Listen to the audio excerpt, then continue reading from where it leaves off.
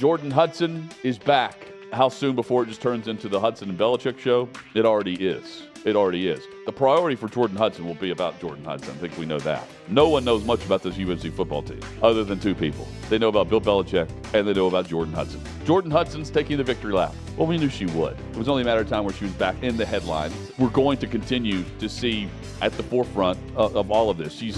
So Jordan Hudson's taking the victory lap. Well, we knew she would, right? It was only a matter of time where she was back in the headlines. So Hulu is, they are underneath the Disney umbrella along with ESPN. And we are going to see the UNC Tar Heels football season series featuring the 2025 Tar Heel football team. At least we think it will feature them. Certainly head coach Bill Belichick. And my guess is also Jordan Hudson, the girlfriend, the marketer, and I would just say distributor of all things Tar Heel football, because behind the scenes she's been trying to get this done after nearly having Hard Knocks do it for her. Reports were back then that she was so detrimental to the cause that they pulled out and said, no, thank you. We don't want to be here. The demands are too much, that we don't need to do a Hard Knock series with UNC football. And now Hulu's going to step up and do it. I'm all here for it. I think we all want to see the train wreck. We can't take our eyes off of it. Well, I'm here for the shit show that is going to be the 2025 UNC football season, because we're going to continue to see Jordan at the forefront of all of this. She's tweeted out and posted, to the music of look what you made me do. She's looking over her shoulder, blowing a kiss in this post. This is before the official announcement from the university that they were going to do this show, and you got Bill there trying to just help her off the field, which is a funny photo to choose. Where here comes Hulu with Disney Plus, and, well, the University of North Carolina football team, they should be excited about it. They're going to be featured on a series like this. But ultimately, how soon before it just turns into the Hudson and Belichick Show? It already is. It already is. Here's Bill Belichick announcing it to his football team on Sunday. I know that you guys have heard that there was a lot of interest in doing let's call it season-long documentary or season-long show about North Carolina football. And so I'm excited really to share with you that we will be doing that with Everwonder and Hulu that will showcase our football program. Okay, this is about the UNC football program. There's obviously a lot of interest in it. Yeah, there's a ton of interest in it, Bill. He goes on to say it's going to be feature the players working hard, which you guys do. It's about the players improving and getting better through their hard work, which you do. A program starting from where it started from several months ago to wherever it's going to go during the course of the season, which, of course, will be determined on the field. It'll show our commitment to winning. It'll show our commitment to the team, and that's our priority. The priority for Jordan Hudson will be about Jordan Hudson. I think we know that. And if she's the one that's brokering this and getting this done behind the scenes, well, have fun with the show actually being about UNC football, which I guess she is a part of that. Right now, 7.5 games. That's the total that you can choose to go more or less with the UNC football win-loss record. Over, under 7.5. Quite frankly, I know that Chad and I always like to take more. With this, I would take less. I would take less. This is going to be a season not unlike what we saw from Colorado, quite frankly. I think we'll see UNC fatigue if they start losing games. And you're asking yourselves, why are they being featured on ESPN so much? A lot of their games through the ACC package and what we're going to ultimately see with their kickoff times, a lot of their games are going to be on the national spotlight. You would expect that with Bill Belichick. It's a long season, though. They open up their season Monday night a week from today against TCU. So, again, national spotlight, TCU, under the lights on Monday night. And, well, you can join us with your take on the 7.5. This episode of Hot Mic brought to you by Prize Picks. Preseason football, it's behind us now. The college football season is here. Don't miss any of the action this season on Prize Picks. Prize Picks, simple to play. You just pick more or less on 2 to 6 player stat projections. If you get your picks right, you can cash in and win up to 2,000 times your money. Prize Picks, it's the best way to win real money this football season. You make your picks. You can do that in less than 60 seconds. You turn your sports opinions into real money on Prize Picks. Again, 7.5, more or less wins of 7.5 for Bill Belichick's UNC Tar Heels. You want to make that selection? Download the Prize Picks app today. When you do, use the code HOTMIC to get $50 in lineups after you play your first $5 lineup. That's code HOTMIC to get $50 in lineups after you play your first $5 lineup. HOTMIC is your code on the Prize Picks app. HOTMIC, the code there for the Prize Picks app. Prize Picks, run your game. What do we think about Jordan Hudson with the victory lap? She's all about this. She can't do anything but she can do a lot more. She's responding to a lot of Mike Florio and Pro Football Talk all the time on social. Hell, Belichick's taking shots at the Kraft family in the Boston Globe with an interview with Ben Volen. And she's posting about that. How long, we were asking, like, how long before she's featured in the show? I think it'll be the opening credit. It'll be her walking out on the field with Belichick. How long before they start taking shots at the Kraft family, using this as their own publicity arm to get their message across? How long before we just see them vacationing in Nantucket with the Airbnb? Going back to, maybe he proposes on the show. Maybe this is like Keeping Up with the Kardashians. We have our own episode with the proposal.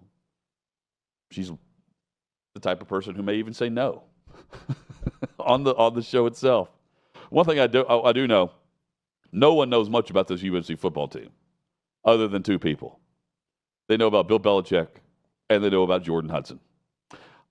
I do know this. The Instagram accounts will be featured. The slow, like the Ken Burns documentary style, like slow zoom, like Ken Burns Civil War. They'll be zooming in on Hudson. It'll soon be time for another Halloween costume contest, and it'll be 2025's version of this, of Belichick catching his mermaid. What an epic photo! Look at this old man. Look at this dude living his best life. Now he's coaching, telling his players. Let me read the quote, by the way. Quote to his team. This show, he says, it's going to be about players working hard, which you guys do. It's about players improving and getting better through their hard work, which you do. It's going to be determined on the field. It'll show our commitment to winning. It'll show our commitment to team. And that's our priority. That's the priority of the show, all right. UNC 2025. The more or less 7.5 wins for UNC, I can tell you this. You got to go a lot more to get the win totals of Georgia and Alabama. We've got the ultimate game day experience for you coming up later in the month of September. You can be a part of the ultimate game day experience. OutKick is going to make that happen for you. Go to the website and sign up and learn more about this, outkick.com, or check out the QR code that you're about to see on the side of your screen, where you can go to outkick.com/sweepstakes, and you can be a part of the ultimate game day experience, where we're sending you to Alabama and Georgia between the hedges in Athens. It's real simple. Scan the QR code there and check out OutKick's ultimate game day experience, where your travel is going to be taken care of, lodging taken care of, and the game day atmosphere taken care of. If you've never been to a college football game in the Southeastern Conference, Number one, you need to go. Maybe you have, but you haven't been to Athens. You haven't been to the championship-like level atmosphere that we see on an annual basis. This is the game. 2 new quarterbacks, coaches, one where Kirby Smart, it's national championship or bust every single year for his program. And now Kalen DeBoer needs to get into the college football playoff. This is a huge game for both programs, and you can be right in the middle of it, between the hedges, whenever they put toe to leather and kick off on game day. Ultimate game day experience. Check it out right now at outkick.com/sweepstakes. Trey Wallace joins us next here on Hot Mic. This fall, you're not just watching the biggest game in college football. You're at the game. Bama versus Georgia. September 27, Athens. OutKick's giving one lucky fan and a guest a VIP treatment This is your shot. to punch your ticket to the college football weekend of a lifetime. Flights covered. Hotel covered. Game tickets, of course. We're also hooking up 10 more fans with OutKick hats, and everyone who enters gets a discount to the OutKick shop. No purchase necessary. Just hit outkick.com/sweepstakes. College football weekend of a lifetime. Outkick.com/sweepstakes. National championship winning head coach Tommy Tuberville. Congratulations. Auburn 2004. It is official, the acceptance of the national championship at Auburn. There it is, claiming it, Coach, from 1910 to 2004. Would you like to give your championship winning speech here in the press conference? Well, thank you. 21 years late. You know, I was on 3 national championship teams at Miami, and that was as good as football team as I've ever been around. I think we had 5 first-round draft picks. Yes. I actually bought all the players and all the coaches that year a national championship ring because we couldn't done anything else. We went undefeated, and unfortunately, we got left out of the 2-team playoff with Show USC. us that ring again, if you don't mind. Let me see that again. All right. There Absolutely. it is. Yeah, that's already. Yeah. It's That's already been awesome. claimed, the title. Yeah. What You took know- so long? Why 21 years later? Well, you know, I complained at the time because obviously Oklahoma got beat very badly in the Orange Bowl against USC, and then USC they caught a couple of players with a hand in a cookie jar, and they took the national championship away from them. And then the NCAA, in their infinite wisdom, says, you know, we're not going to give anybody the national championship. Why in the hell not? I mean, you know, you've got somebody that went undefeated. We beat 4 top 10 teams during the year. We had a great football team. And, you know, it's what college football used to be about, is about kids staying 4th and 5th years. Carnell Williams, Ronnie Brown, Jason Campbell, they all played 5 years, and they stayed at one university. How about that for an oxymoron nowadays? But at the end of the day, you know, thank goodness they recognize it's all for the players and the coaches and the fans that supported us. But it was a great football team, and 21 years later is better than nothing. What did you make of the NCAA penalties for Michigan that came out the end of last week, and the 10-year show cause? Chad and I have discussed, like, hey, a 10-year show cause for a coach who doesn't seem to want to coach in college football anymore doesn't seem like that big of a deal. It's not. A typical NCAA, late to the party, late with everything, not enough. Just encourages people to cheat. In the end, that banner's going to hang. You know, Jim Harbaugh's not coming back to college football, so who cares? So that's a nothing penalty. Anyway, it's just, it's you know, it's cheating at the highest level, and it's wrong. Let's go back to what we were talking about, please, because we don't need teams like this in our college football playoff. It takes away what was so great about expanding where they did. You know, the 12 team, we start arguing over the back end of the playoff last year was great discussion. This is like a watered down week 0 stuff to me.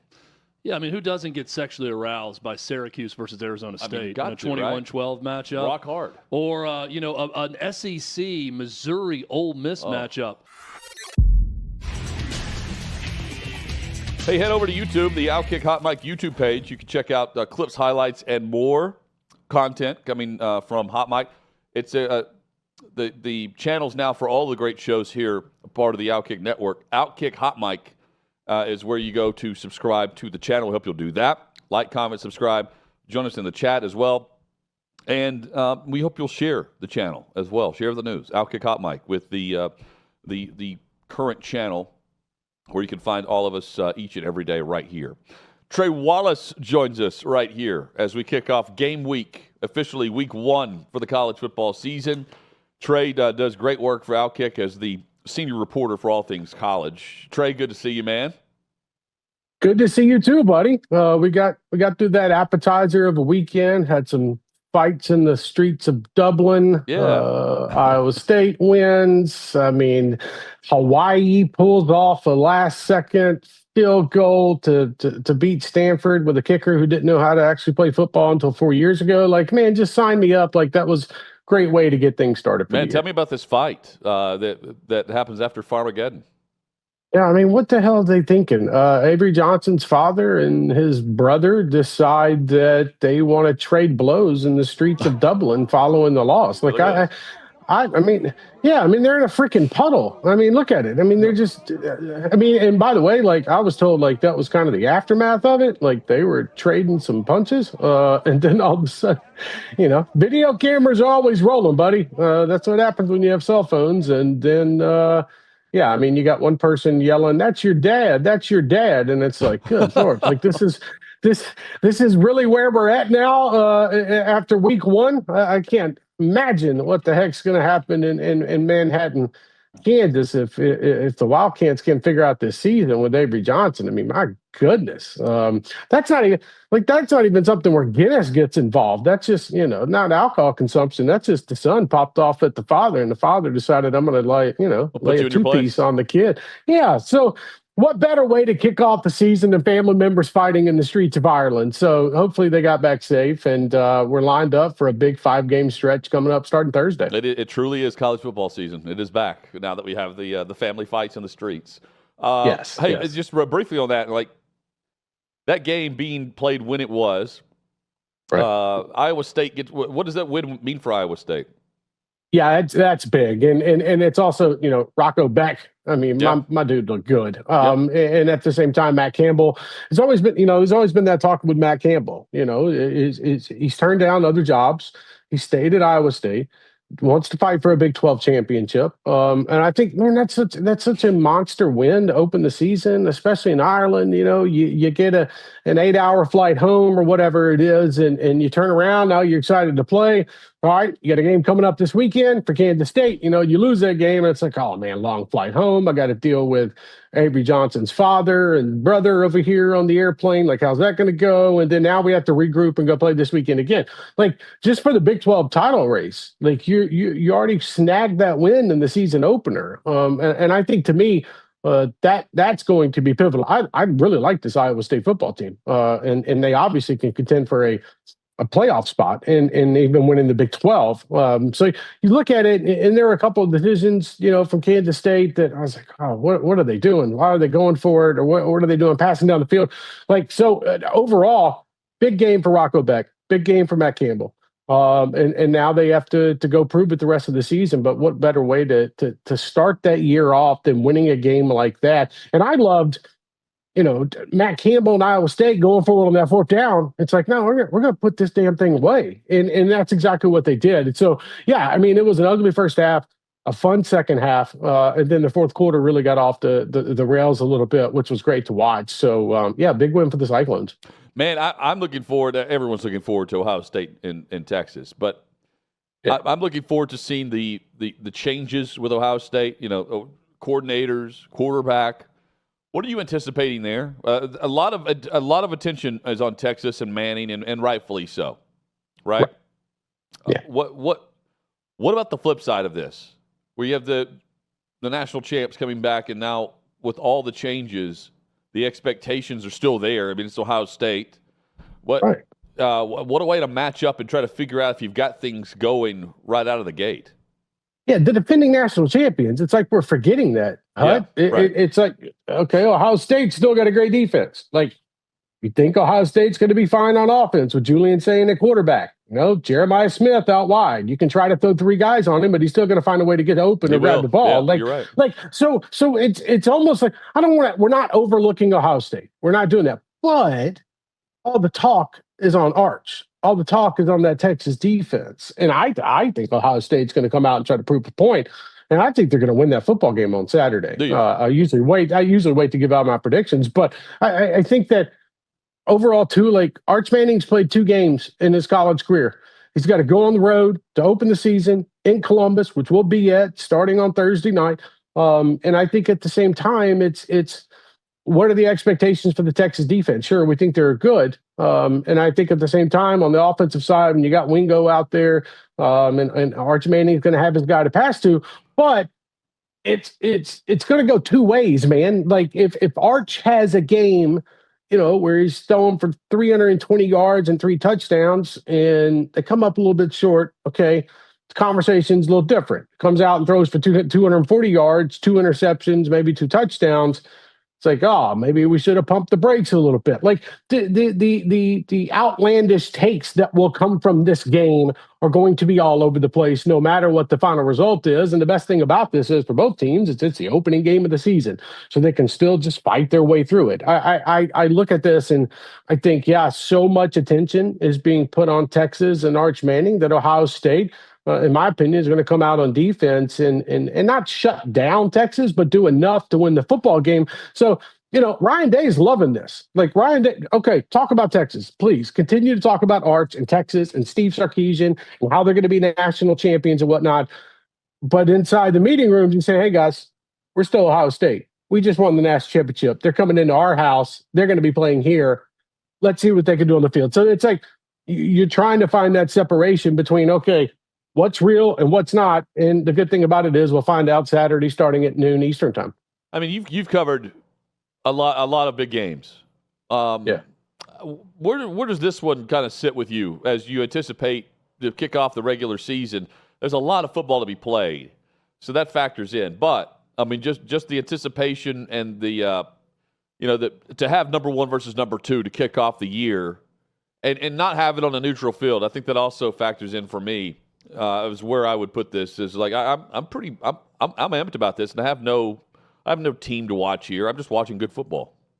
Yeah, I'm getting to that point now. I mean, it's Monday. We got to get to Saturday. It's time we get in Columbus. Everything will be kind of popping off. I think the excitement continues to build. I think it's been such a long off season that we're just waiting for those further games on the field. Sure, this past weekend was an appetizer, but it is like it is such a massive game, and I think that all the talk around the playoffs and whatnot and the 12 teams and how you can lose this game and you can still be in contention, I think that for some that might damper down the expectations a little bit, but at the same time, like this is 1 versus 3. This is the opening game of the season. This is what we're getting in Columbus. You're going to have big noon kickoff there. You're going to have the other network that's there.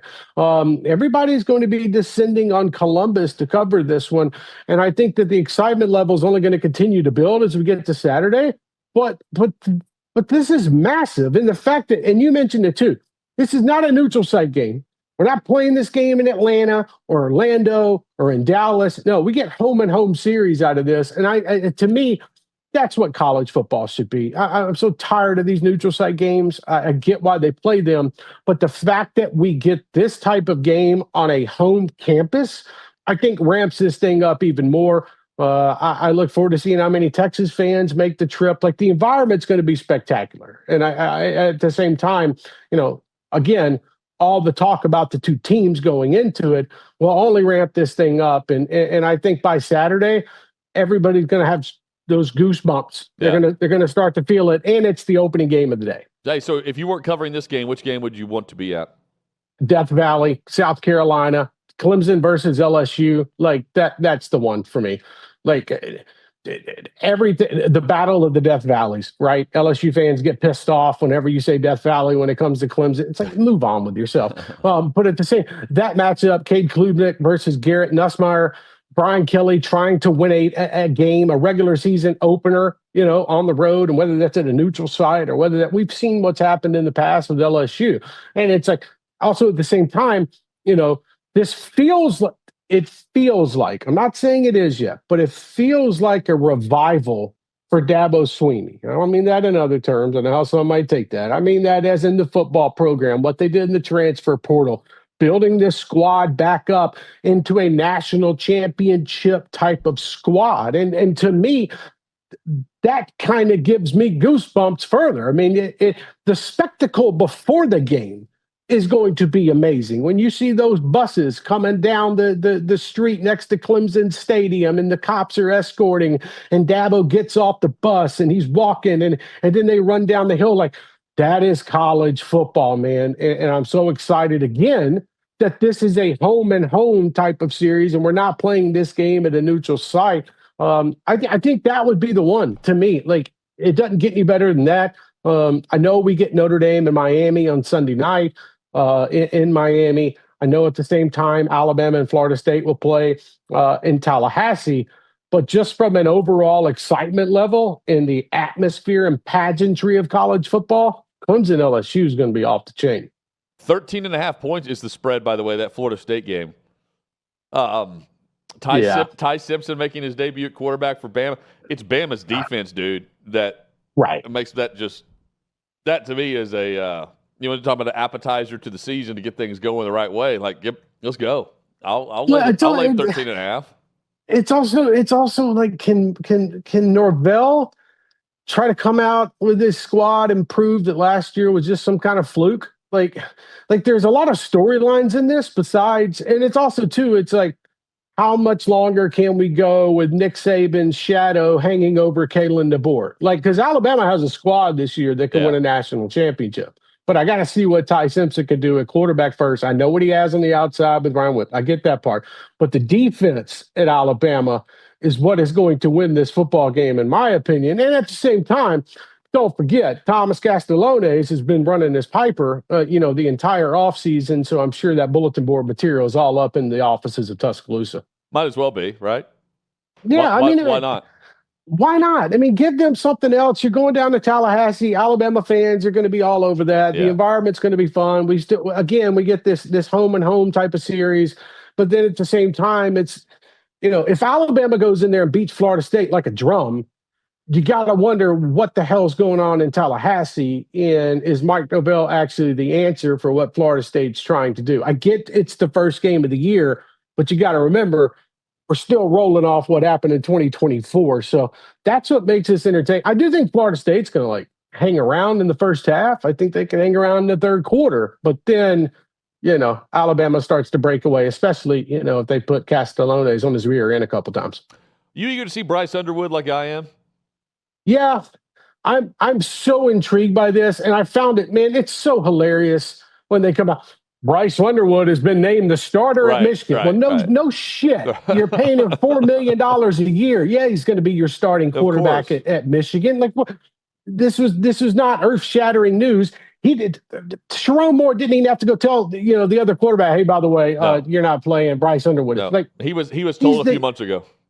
Right. When he got his first check, he was told he was a starting quarterback at Michigan. So I am very interested to see what this squad's going to look like. I don't know how much we get out of week one, but week two, you're going to Oklahoma. And that to me is the interesting dynamic in this one. So yeah, I want to see if this 18-year-old kid can live up to, because what it reminds me of is what happened with Nico. And I'm not trying to make a comparison between Bryce and Nico, but Nico set his first year and made a bunch of money. Bryce is going to have to go out there and prove it. And again, I urge folks to understand that this is a freshman kid who is 18 years old. I get he's the second coming, of Harbaugh, at Michigan, but let's pump the brakes a little bit and let's see what he has. And then he can go on the road to Norman, Oklahoma and really prove a point. What do you think, speaking of moments, Joey Aguilar against Syracuse, Tennessee's new quarterback. What are you anticipating for him? I'm anticipating Josh Heupel is going to try to garner him enough confidence in the opening first half where they're going to test Syracuse deep multiple times. Yeah. And they're going to, even when they don't have to, even if the situation is 3rd and 1 and they could run the football, and pick up the first down, I still think Heupel is going to test Syracuse's secondary. But really, it's just because you're trying to get that confidence in Joey Aguilar to be your guy. And I know that they're going to be able to run the football, but it's how much does it offset what Joey Aguilar can do. And I think you're going to see a lot of 15, 20-yard runs out of this and scrambles. And, to me, the biggest thing with Joey Aguilar, Hut, is what can he do under the Heupel offense that wants to go like this? Has he learned it enough since he's been at Tennessee to be able to go like this? So they're going to go fast pace, but I'm curious to see how much they've dumbed it down. And I don't mean that in a negative way. No, That's just college football term. Right. Of the offense. So yeah, to get back to the overall question, they're going to open it up down the field to try to bring him as much confidence as possible. And by the way, that wide receiving core as well that has been kind of iffy, over the last year or so. Yep. They both positions need a confidence boost and kick in the ass. Yeah. And provide that. Yeah, and and it's also like you better be able to put up some points. Like, don't sleep on Fran Brown and Syracuse. I know what the point spread is. That's fine. It can be 14 points all day long, but Tennessee comes out, looks stagnant on offense. Syracuse can hit you 1 or 2 times. I'm just saying, don't expect some kind of blowout in Atlanta. I think Syracuse hangs around, but at the same time, this is all about building Joey Aguilar's confidence because we know what's coming in 3 weeks when the Bulldogs head to Knoxville for a massive showdown. Hey, your reaction to the 9-game schedule and what it means for the conference moving forward and for the Big Ten, who can't complain about the 9 games being a detriment to their schedule compared to what the SEC's playing now. Yeah, we were always going to get here, Hut. This is the discussion that's been going on for 6-7 years behind the scenes. When they left spring meetings in Destin, this was, Sankey had told folks, hey, look, be prepared when we make the move to 9 games, and I call you guys in for a vote, and we do it. And that's why that's why I think for folks that didn't realize why it happened so fast, is because these athletic directors and these presidents have been knowing this was coming for a while. It was all about pulling the trigger. And it's not a coincidence, by the way, that the college football playoff puts out their new strength of schedule metric one day, and then the SEC decides on 9 games the next day. This was always the plan. So I think it's really great for the conference. I think that at the same time, it's fantastic for the fans. Give them an extra SEC game, a conference game. You're paying so much money now for season tickets. Let's make it worth it. You're not out there playing the Sisters of the Poor one weekend and an FCS school the next weekend. This adds something different to it. And I think the value of it goes up. But at the same time, Big Ten, okay, you can no longer complain anymore. The SEC's done what you've asked them to do.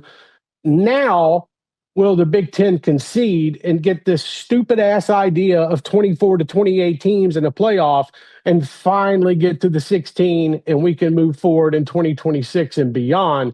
Because if I'm being honest with you, I had heard about that 24 to 28 team discussion a few weeks ago, and I was kind of like, those guys need to be drug tested, but at the same time, it's almost like they're putting a little pressure on the SEC by floating out these stupid ideas. And now we see where the Southeastern Conference, Greg Sankey, are at. So, I think it's really good. I think it's a smart move. Now we wait to see when the ACC does it. But at the same time, for the college football playoff moving forward, you had to do this. And I'm glad that they finally sacked up and did it too, because the fans now will be the ones that benefit from this as well. Trey Wallace, we can all benefit from reading his great work at OutKick.com. Trey, it's here. We made it through another off season.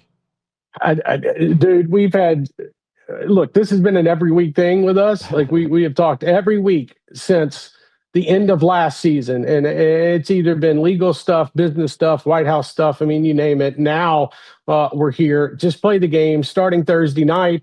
Give me USF and Boise State. Friday night, give me Auburn, Baylor, Georgia Tech, Colorado. And then we're going to wrap the whole weekend up with, North Carolina versus TCU on a Monday night. So, my brother, we made it. I look forward to talking again later in the week from Columbus. It's going to be a great weekend and a great season. Yeah, we'll catch up later this week. Travel safe. Thank you, my brother. Appreciate it. Yeah, there he is. Trey Wallace has got you covered on the top game of the college football weekend with Ohio State and Texas. But beyond that, just great coverage top to bottom at OutKick.com. Coming up, well, there's a quarterback that you may remember, but he goes down in history for an epic look at the life of On the Cut Line. That's next here on Hot Mic. This fall, you're not just watching the biggest game in college football. You're at the game. Bama versus Georgia. September 27, Athens. OutKick's giving one lucky fan and a guest a VIP treatment. This is your shot To punch your ticket to the college football weekend of a lifetime. Flights covered. Hotel covered. Game tickets. Of course. We're also hooking up 10 more fans with OutKick hats. And everyone who enters gets a discount to the OutKick shop. No purchase necessary. Just hit outkick.com/sweepstakes. College football weekend of a lifetime. OutKick.com/sweepstakes. Does anybody, is he going to have to stroke a check? Has anything like that happen as far as messing up anybody's houses in here? He didn't. I did not hear any glass break. I did hear him say, please don't watch my shot. Don't look at that shot. But, he did well. Landon, what did you think of the overall experience? With all these live professionals and live golfers out here, their games didn't seem to impress me when I was caddying for Dan. He's easily the best golfer here at Chapman Hills. He's a great guy. We're here with Dan's golf coach, Lee. Yes. How was today? Up and down. I'm going to say up and down. I think first 9, Dan played really well. He did. And then got a little shaky towards the end there. Putting was way off. He's usually a better putter. Putting was way off. But you know what? Great day. A lot of good people. Had fun. And I have to say, as soon as I didn't have to be his caddy anymore, he may have started playing better.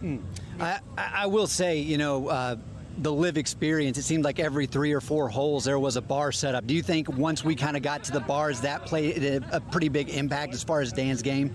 It may have. I'm not gonna confirm that one way or the other. We're here with the man of the hour, Dan Dockich. You just finished 18 holes. Dan, how are you feeling? I feel great. I tell you what, it makes you feel like a big guy. You're inside the ropes. You're playing like a set-up championship course.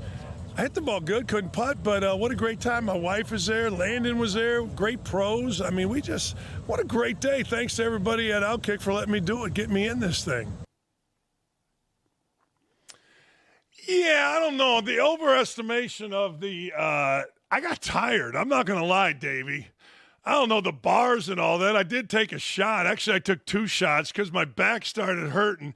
Here's what happens when you get old. I told my wife, I go, man, I'm getting stiff as I walk. I don't know. And I think when I went in the hot box, there was a bathroom that was in the sun, and I went in it, and I came out, and I was drenched with sweat. I'm like, oh, don't go in there, fellas. But thanks for coming out. That was a great day, and I got to lose my stomach. The stomach, it's got to go. Stomach has got to go. Too much stomach. Nah, Dan, we had a great time. It was a lot of fun, and following around. You had some great interviews. We're going to have some more content coming out later. I know we got an interview we're about to play, but it was a good time. Yeah, it's the way in which Lee answered that question I thought was great because I had to go away for a bit, so I didn't know if things got off the rails while Ryan and I were away while y'all were, I guess, playing. I think it was around holes 1 through 5. Started out really well in the back, and I did shank 2. I shanked 1 on the front, and and then on 8, I shanked 1 off the tee. But the beauty is we were playing a shambles, so you got to, play the best drive. But I think I needed to start drinking before the round. I think that was more important. I think, oh, man, I was telling Lee, I go, damn. And you should have seen, by the time we were done. 6th and Peabody, our location with the Hot Beer, Old Smoky Moonshine, Hot Mic, Hutton and Withrow, here at OutKick.com. And on our YouTube page. Brand new, launched today. You've got OutKick Hot Mic and the YouTube channel. While you're here, we hope you'll like, comment, and subscribe. We're going to have clips, highlights, extra content, and more. Plenty of bonus content. And we hope you'll share the news. OutKick Hot Mic is the new YouTube channel for Hot Mic with Hutton and Withrow. But we're excited about it. and can't wait to add to the channel each and every day. And as always, you can catch us at OutKick.com. Here's a cheers to Ben DiNucci. My man gets cut, I believe, for the 7th time. He was on his 7th NFL team, and takes the news by getting the release in Atlanta by saying, "Not many beers better than the airport. I just got cut for the NFL for the 7th time beer. Trust me, you wouldn't understand." No, I wouldn't understand that feeling, but my man's got the right attitude about it. By the way, it looks like a nice cold one there, too. Shout out to DiNucci. He also, I love this, he after getting cut, he was like, "Hey, by the way, Cameo's still working." He's one, I didn't know this was a huge